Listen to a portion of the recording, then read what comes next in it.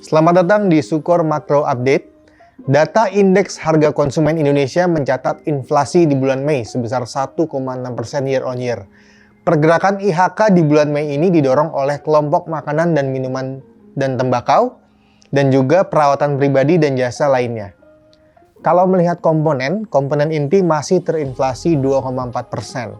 Dan seperti bulan-bulan sebelumnya, inflasi komponen ini masih didorong oleh kenaikan harga emas perhiasan yang sejalan sama kenaikan harga emas global.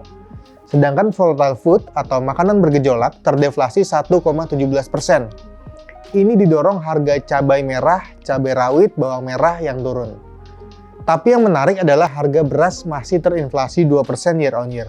Padahal di awal 2025 ini pemerintah mengklaim keberhasilan panen beras yang memberikan pasokan beras yang tertinggi dalam 57 tahun terakhir. Dengan posisi cadangan total dari Januari sampai Mei 2025 mencapai 16,55 juta ton. Tapi harga beras masih belum turun signifikan. Hal ini bisa dibilang selain ada isu logistik yang harus diselesaikan Bulog dan pemerintah, ada faktor lain di mana pemerintah menutup keran impor beras sejak awal tahun. Karena pemerintah cukup confident dengan cadangan beras Bulog yang bisa memenuhi permintaan domestik. Makanya dari sisi supply bisa dibilang tidak lompat terlalu tinggi, yang menyebabkan turunnya harga beras di sisi eceran dan grosir.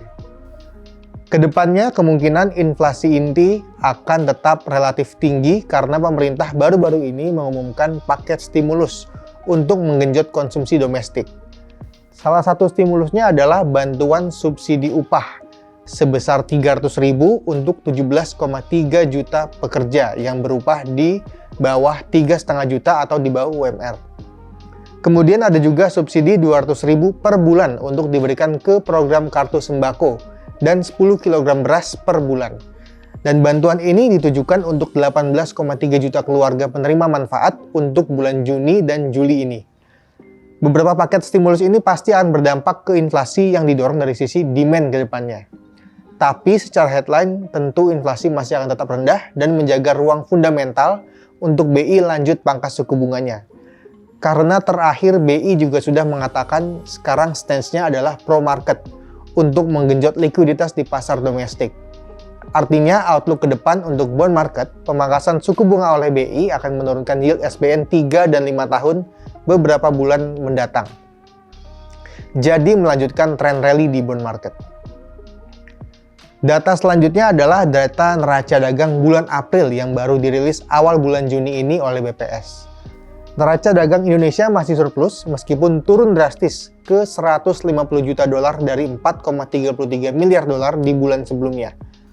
Kalau dirinci, penurunan surplus ini didorong oleh kenaikan pertumbuhan impor yang signifikan.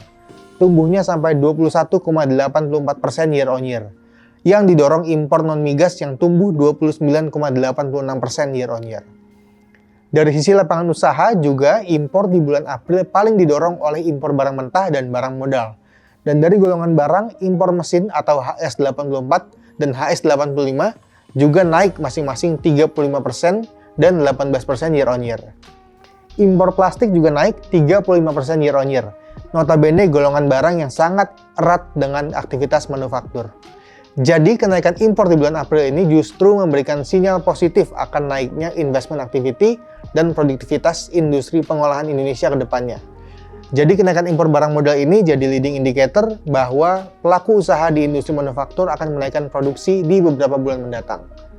Kedepannya, surplus punya potensi untuk rebound di bulan Mei dan Juni seiring dengan kenaikan harga batu bara yang sudah naik ke $100 per ton, ditambah penurunan harga minyak dunia.